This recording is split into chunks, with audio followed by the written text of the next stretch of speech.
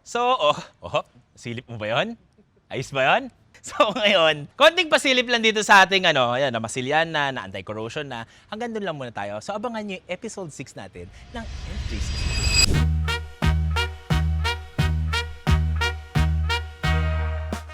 Guys, nagre-reminisce ako kasi nung last year, nagdadrive ako ng Everest. Tapos, ginamit namin sa trail. Tapos, may isa akong 80 na nakita. Sabi ko, luma, di ko pinapansin.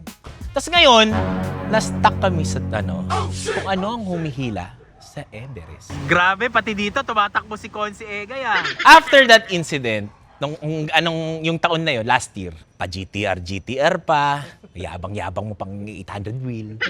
Pero sabi ko nga, medyo tumatanda na tayo, mukhang papunta na tayo sa exciting part. Fast forward, nabili natin tong 80 kasi nabenta natin yung GTR. May konti tayong kinita. Ito yung kinita natin.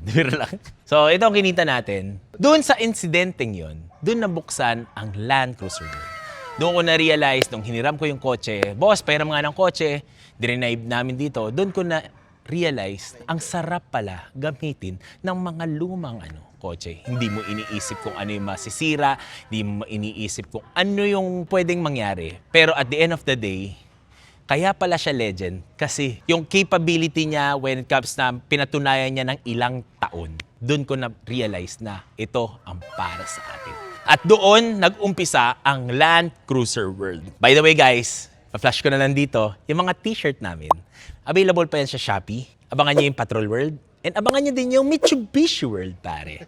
So, Pajero World. And happy 1 year for Land Cruiser World. And more to come, guys. Marami tayong na-experience, marami tayong nakilala, at marami tayong naging acquaintance, pare. Kasi nga, itong mundong to, hindi lahat totoo.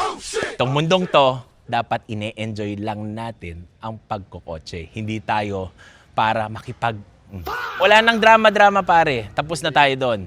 Enjoyin na lang natin kung ano ang car community, car culture, pare. So guys, since nakaisang taon na tayo sa Land Cruiser World, mamimigay tayo ng 10 t-shirt sa mga fans natin na laging sumusuporta sa atin. I-comment nyo sa baba kung anong size at kung taga saan kayo. Sagutin nyo ang tanong, bakit nyo nagustuhan ang Land Cruiser?